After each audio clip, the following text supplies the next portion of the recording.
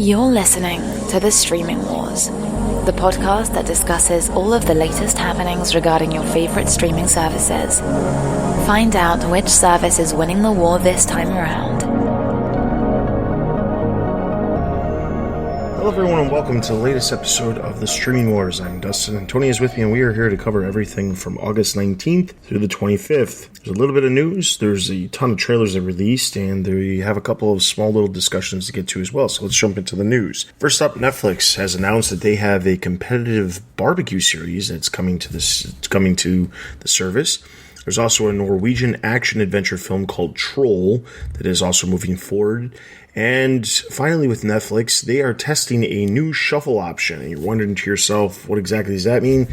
It's kind of like the feeling lucky button on Google, where, you want to just randomly find something. The idea is that it's suggesting something you might not necessarily see as a suggestion, something that falls outside of the normal realm of content that you would typically see, but it's something different, and Netflix tends to do this every so often where they try unique new things to try to get people to discover new content. I think this is a great feature. If you go to a new platform, I'm thinking in terms of like Hulu and FX, where I've enjoyed a lot of the content that I found, but it's been kind of hard to find interesting shows. So I can see this kind of being cool of like, if you're just coming to a new platform, you found one piece of content that you like maybe Extraction per se. Like you're you checked out Extraction, you like it, you watch other films sort of like Extraction, and then this button pops up and then you want to try something out. And it's like, given that you don't know enough of Netflix's library and kind of the content that they have, it's just instead of scrolling through the recommendations and maybe finding something, you just, click shuffle and you get something. So I think this is kind of a cool feature, and I can actually see this, being pretty widely used. And I'm curious if other, streaming players in the game are going to adopt something similar. But overall, it's surprised that they haven't done this earlier, I guess. All right, so jumping over to Prime Video, a Dead Ringers reboot is in the works. There's also a football drama called Workhorses that's moving forward at Prime Video. The movie called The Glorias, which was previously scheduled to come out in theaters, is moving over to Prime Video,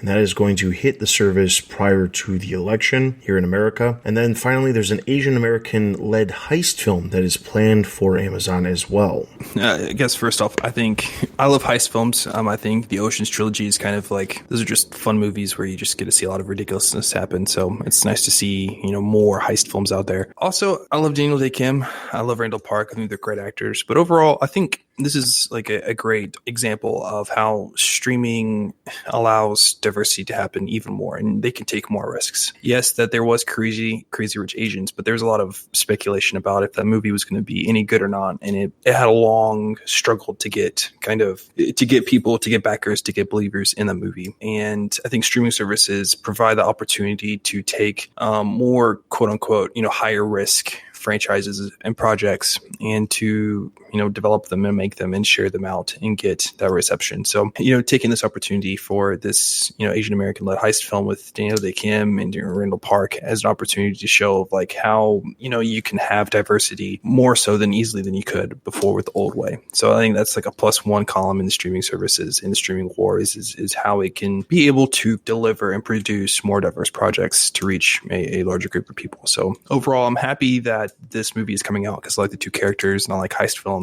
and I like the two actors and I like heist films. But I think that this is just a great picture perfect moment of how streaming is also helping diversity in Hollywood in general. All right, so then jumping over to Hulu. Hulu has boarded a sexual identity documentary series from the BBC. Nothing for CBS All Access. Apple TV Plus, there's a country music competition series connected with Reese Witherspoon that has been ordered by Apple that is going to be coming in the future. This is actually a pretty interesting move by Apple. Music competitions are huge. I mean, any type of competition is huge. I mean, American Ninja Warrior, The Rock has some other show that's like American Ninja Warrior. You have American Idol, The Voice. I mean, dance competitions that are just huge, that bring in a lot of eyes. It's just like good general TV just to have in the background as you eat, supper. And you don't really have to pay attention, but you can keep up.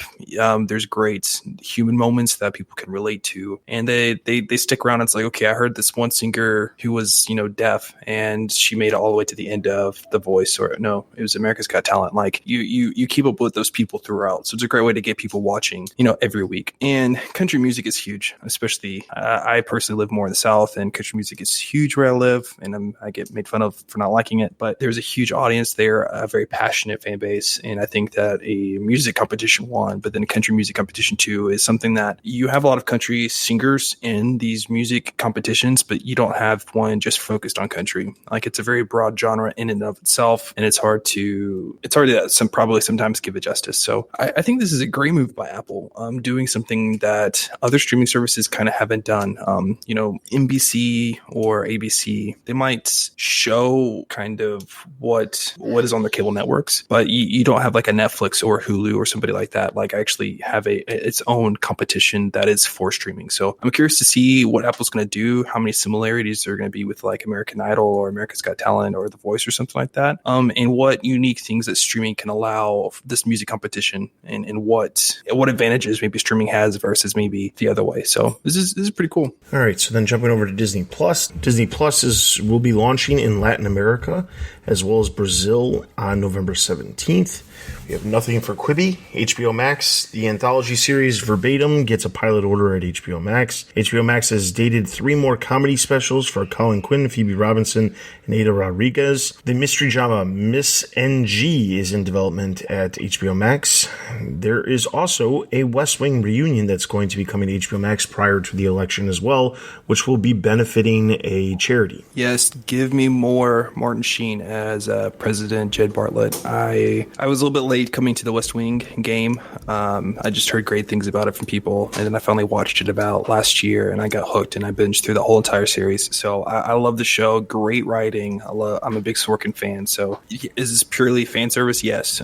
Clearly, it's like the Parks and Rec reunion or the 30 Rock reunion. Yeah, it is a reunion, and I get that, but I think this is a great move for HBO Max, and this is great. Does HBO Max have the rights to the entire West Wing show? They do. The backlog now? Yes. Okay. I didn't know, because it was on Netflix for the longest time. I didn't know if they got those rights back or not. So this is a great way to kind of commemorate that. So great move. Give me more Martin Sheen, and this is great. It's interesting because, cast reunions used to be a thing that happened a lot of the times on like late night shows, not necessarily for the dramas, but a lot of comedies and things like that. And then even you go further back to maybe the 90s, and they used to do the reunion specials on primetime television.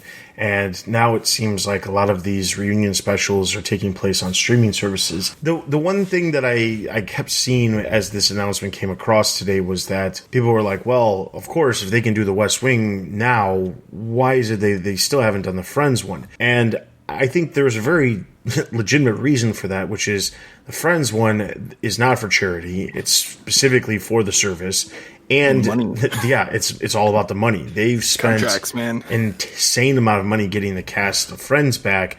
To do that, there's been reports that they're each making $2 million each just to show up to this reunion special, and they want the same feel with the live studio audience and things like that. And that's the reasons why it's getting delayed.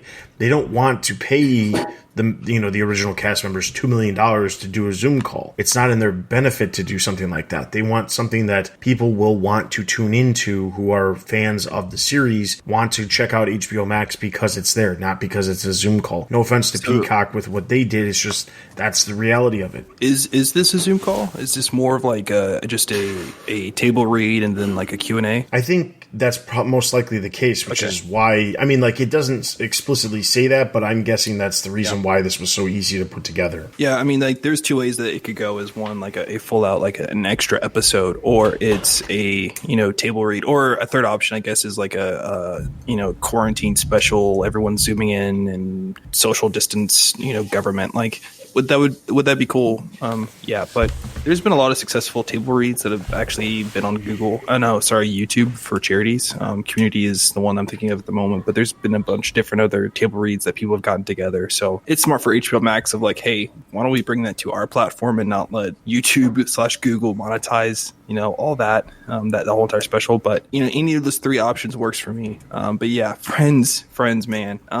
It's all about the money and the contracts, and you like the Western produced and made the careers of many people. Rob Lowe, Martin Sheen, Allison Janney's in a bunch of projects, a lot of voiceover work, but it's not in the same. It's not near the same caliber as you have to pay them as you probably would the Friends actors. All right, and then finally with HBO Max, the senior vice president for international originals for HBO Max, Jen Kim, had outlined some of the upcoming projects for HBO Max, and there is a bunch. Now, if you remember when HBO Max first launched, there was a couple of different British shows that had launched with the series that they had picked up rights for, and then they made a big announcement, I want to say like in June, about a bunch of other stuff that was coming to the service that they had gotten the international rights for, or the US rights from these international series. Well, there's going to be more. That was just the beginning. There's 2 major British co-productions that are currently in the works. There's a drama called Boys that takes place in the 80s during the AIDS crisis. There's also Starstruck, which is from the New Zealand-born comedian Rosé Matefo. And then there's a 6-part action mystery thriller. There's a reality competition series, as well as another comedy pilot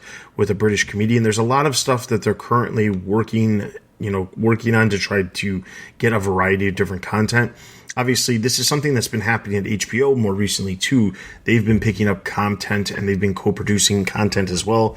The one that immediately comes to mind is His Dark Materials, which was a co-production with BBC, which did fairly well and was one of the kicking off points for shows premiering on Monday nights as well as Sunday nights on HBO. So it's clear that they can see success in what they're doing, and they're going to continue to go after those types of projects, which is great and it makes perfect sense, honestly, because Netflix has been having really, really good luck going after some of these international projects and bringing them here to the States, and then these projects flourish more than I think a lot of people would have ever imagined. And HBO Max is just using that same formula to find content to bring to their service that could potentially resonate with subscribers here in the States. Yeah, there's probably a little bit of economics going on of how maybe collaborating with an international partner for these projects might be cheaper than actually bidding for, current domestic projects, just given the amount of streaming players in the United States domestic market. I can see that maybe, reaching out to an international player, even given the more challenges dealing with, organizational challenges, just talking, international business is hard. So you have all that stuff. It's probably just cheaper at the end of the day than maybe bidding for a project locally. So maybe that's something to consider as well. Another thing that was interesting to me is that HBO Max's international plans. I mean, I'm kind of curious to see if maybe that this is kind of an indicator of where they're trying to go internationally. I mean, obviously they're trying to go in the European market. That's kind of, once you get America settled in Canada, you go to Europe, and then outside from there. So it's nice to see that maybe this is an indication maybe of where HBO Max is trying to go for the international growth, because we know that that's important. We know that they're going to get that sometime soon. But yeah. All right, so moving on to Peacock. Peacock has announced Brother from Another, a sports talk show for their new sports channel. Peacock has also picked up the BBC Young drama Knots and Crosses, which has a very interesting premise. It's basically if the world was reversed in the sense of the racial divide, if blacks had the power that whites have in most situations when it comes to different places. The premise of the show is that the African nations actually took over the European nations at some point, and the roles are completely reversed when it comes to the racial classes in society. How would it reflect? And the trailer looked kind of interesting. The trailer is actually linked in the show notes. You can check that out. The niche streaming services, BET Plus, has rallied to 1 million subscribers. That's a service between Viacom CBS and Tyler Perry. Crunchyroll has added premium subscription tiers to their service. Now, of course, last week we were talking about how Crunchyroll could be up on the market for sale, and then suddenly they have a new thing that they put in there where if they have a fan, a mega fan, and an ultimate fan. The mega fan is $10 a month. The ultimate fan subscription is $15 a month and includes offline viewing, which is a big deal. It also allows 6 concurrent streams. The normal version is still $8. That's the fan subscription. That's not changing, but they added those 2 new tiers, which will allow you to have a larger amount of concurrent streams. Personally, I don't have Crunchyroll, so it's not that big of a deal, but I can say that if you were a family that used it, this gives you the ability to have more concurrent streams, which of course is a lot of times the things that people complain about when it comes to streaming services. The ultimate one actually allows you to have offline viewing, which is another big deal when it comes to certain things. But I think in some cases, and specifically this case, they're trying to come up with ways to bring more money into the service by offering these types of features that people have probably have asked them for. There's no other news for other streaming providers. Jumping into our main discussion, we've talked about Google a bunch when it comes to streaming services in general. Google tends to have deals in place with every single streaming service that's out there. But the one thing that I am super pumped for, and seems to be getting closer and closer to reality, is the new streaming device that Google's coming out with that will allow you to use a remote rather than having to use your phone. Chromecast was always the idea was you use your phone as the remote, but they're getting away from that potentially with this new device that has yet to be announced, but has leaked online. However, the one thing and the catch, of course, is that you have to have some sort of integrated UI in order for people to use the service. And what the early images showed a very standard YouTube-like setup when it comes to the actual on-screen system. But there's new rumors out there that they're actually working on a project which is called Kaleidoscope, which is actually a streaming service aggregator. So essentially, you log into all the different streaming services that you have, and then it then puts all of the content right there for you to access in one place rather than having to go back and forth in between multiple different services to look for content. Personally, I would love something like this. This is something that I'd be super interested in. I've already used a variety of different apps that show different content but don't allow you to actually view it. They just say, here's the content that's available on this service. There's a lot of different services out there like that, but there isn't a service out there where you can just log into all of them and then just access the content right there. So if Google's working on that and it actually ends up going through, that could potentially be a game changer, especially if it's linked to this new device that could be potentially coming out as well. It means that Google could have something that a lot of other places don't have, which is the ability to watch content within one larger thing without having to leave the different apps. Now, of course, I say this, but there is services that have channels, that offer channels, and that does allow you to look at the stuff within. But as we've seen recently with the conflict between Roku and Amazon and HBO Max, with the idea that services want that data and things like that, it's hard to know whether or not this would actually happen. I figured it was worth mentioning because it is something that could change at least Google's market share in the future alongside the potential launch of this new device. I'm a little bit hesitant. I feel like this new project Kaleidoscope is it's an interesting feature, and I think that it's going to get some traction. I, however, think that it's going to ultimately get canned. One, because it just works on Chrome right now. It's only on web browsers. There are a lot of people that do watch content on their computers, but it's only going to reach a small portion of the streaming market. Also, I can see there really be a lot of issues by these players like Netflix and Amazon and Disney Plus and other people, because Google's going to be the main aggregator of the stuff. You put your shows in there, and that's fine if you're going to watch the shows that you're going to watch, like you have them all there. But if you want to watch new content, like it's now up to Chrome to figure out how it's going to display content. And recommendations are important. So it's like, how are they going to do the recommendation feeds? You bring up a good point about data. Some of these things Google might want to add advertising, because that's what Google does. It's an advertising business. So they might want to have advertising in there sometimes for the service. Like, I can just see so many potential issues in this where I think it's going to be interesting service, but for Google to launch it as a big competitor with a large ad network, I can see that there's going to be some trepidation. So right now, this is interesting, but I'm very skeptical of this. All right, so then we got a couple of secondary discussions. The first one is there is a Twitter or a tweet that actually came out earlier this month, but I just stumbled across it this past week. It's about how to get HBO Max, and there is the person who put this together is Brendan Brady, and he put together this image that basically allows you to understand how you can get HBO Max. We all know, and we've talked about how difficult and sometimes convoluted how to get a hold of HBO Max can be. Well, this lays it out perfectly. It basically is a flow chart. You go along and you answer the questions posed, and depending on your answers, it'll tell you whether or not you have access to the service or not, and whether or not you can access the service given something you already have. So if you already have a cable provider, if your cable provider is listed, it'll tell you exactly what you have. If your cable provider is not listed, but you subscribe to HBO a different way, it'll tell you exactly how you can access it. And personally, I think this was a really cool thing. It didn't get as much traction as I really think it should, so I wanted to make sure I shared it in the show notes, because I know there's some people out there, especially people who have Rokus or Amazon devices, who are trying to figure out if there's another way that they can access HBO Max. I feel like you're talking to me. Over the weekend, I unleashed my frustration.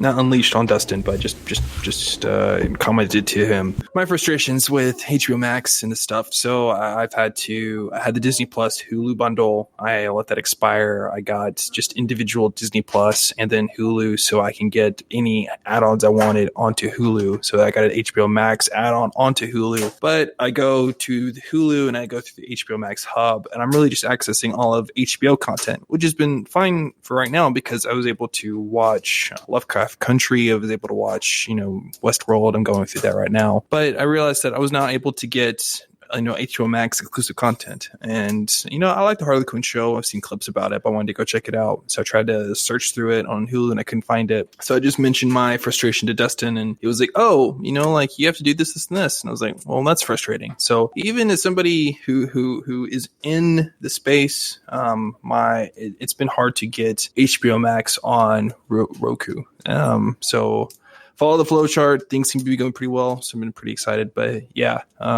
Thanks, Dustin. All right, and then the other secondary discussion we have, the entertainment strategy guy, he is back, and he has posted a pretty decent Twitter thread regarding the comparisons between HBO Max and Amazon Prime, and how Amazon Prime slowly grew as time progressed to the service that they are now, and how HBO Max could be following in their footsteps, doing something very similar where they're not immediately super successful, but they slowly, gradually grow. And that has a lot to do with the current talk about how HBO Max has not been super successful due to the fact that they have not been very good at converting their existing subscriber base of 26 million people over into HBO Max users, which is bad for the company, but not as bad as I think some journalists are portraying it. I think ultimately it comes down to making sure their existing customers acknowledge that they know that they have the ability to have HBO Max, because I think the problem is a lot of people just assume it's a separate service and it costs more money, and in reality, in some cases you can get it for free, but in most cases it's the same exact cost as what you currently have, but way more content. So it is, as John Stinky said last October, it is an IQ test, but the problem is you have to at least present the IQ test in order for someone to be able to pass it or not. And I don't think that's their biggest problem, is that they haven't really been informing their current subscriber base, partially due to the fact that when you have HBO, unless you have used HBO Go and you're using an email that they can send you an email, it's very difficult for them to immediately get in contact with you because they don't have your contact information. When you subscribe through your cable provider and you go and you access HBO, they don't have your email address until you actually try to go sign up for HBO Go. Well, what used to be HBO Go. That's the difference. And I think the thing is, it's a lot of communication. They've got to do a better job at communicating to their existing subscriber base that are already subscribed to HBO, that there's this whole other service that they can use that includes all the content they already have, and it has way more. And I think it is a no-brainer, but the problem is somebody still has to be able to know about it in order to be able to make the judgment call to do it. Also, that entire comment, as I pointed out back in October about an IQ test, is the stupidest thing ever, because it's making AT&T look really bad right now because of that stupid comment about how it was all about an IQ test, about whether or not you're smart enough to get a better value for your money. But here we are, actually the service is out, and there's a very small number of existing subscribers who have, I guess, passed AT&T's IQ test, and I don't think that painted them in the greatest picture either. So there's that. Finally, before we go, we did get an email from a fan. And they specifically had a question that we're going to talk about real quick. And it said, "Hi, I'm Nathan, one of your avid listeners and fans of your podcast. I listened to a recent episode you guys made related to the changes around WarnerMedia's specific niche streaming video on demand platforms like Crunchyroll. There's a question I have in regards to one of the niche streaming video on demand services Warner owns, specifically Boomerang. Do you guys think that Boomerang as a streaming service would continue on for the next couple of years, given the recent direction WarnerMedia is heading at with HBO Max? Personally, I don't think it will last very long, but it's always nice to hear what you guys think of this. I hope you guys have a wonderful and safe night over there." Well, first off, thank you, Nathan, for sending in this comment. On the last episode, we did briefly mention Boomerang as one of the niche services, and I did so in the sense of there's not a lot of talk about Boomerang because I don't think it's that big. I don't think it's nearly as big as DC Universe. It launched a year before DC, or a little bit more than a year before DC Universe launched. But I think the biggest thing with Boomerang is that it's not very big. The biggest news at any given time for it was that there was a lot of content that was coming to Boomerang exclusively. I actually, while I was editing the last episode, I looked to see, because I remember specifically there was a series that was announced for Boomerang that was coming, that was exclusive to the series, and I wanted to see what the current status of that was, because it was announced like well over 2 years ago, probably. And I thought to myself, I don't remember them ever doing it. So I kind of went down a small rabbit hole, and the series deals with the Mr. Toad from Mr. Toad's Wild Ride, that's commonly known as the Disney property, a Disney property.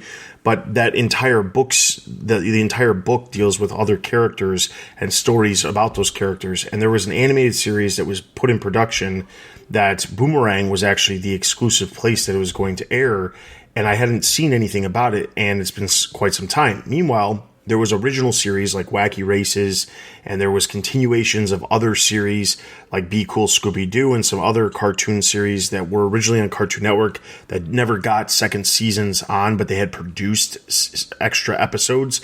Those ended up premiering on Boomerang as well. So I started kind of looking around, and it's actually been quite some time since Boomerang has debuted any new original content. They do continuously add content, and there's content that comes onto the service based off of different holidays and things like that are coming. But they haven't had any actual exclusive content for quite some time. There was supposed to be earlier this year a series that was based on the Flintstones, kind of a spin-off of the Flintstones that was supposed to debut, but that actually got delayed, and word is now that series is going to be on HBO Max. So if I'm looking at the writing on the wall, I would say Boomerang's days are also numbered, but I don't think it's like the same situation as DC Universe or Crunchyroll. Crunchyroll, as we talked about last episode, is a service that can easily go somewhere else and not affect WarnerMedia as a whole. It doesn't have, while WarnerMedia gets some anime that they have out of Crunchyroll, it doesn't necessarily fit with their larger brand. They're not focused on anime. Crunchyroll just happens to be a service that provides anime for, certain subscribers. They can still license anime for HBO Max elsewhere. They don't have to get it necessarily from Crunchyroll, and that's definitely not a reason to keep Crunchyroll around. When you look at DC Universe, they have content. That content could easily bolster HBO Max, but also there's a whole other aspect of HBO or DC Universe, which is the community aspect in the comics.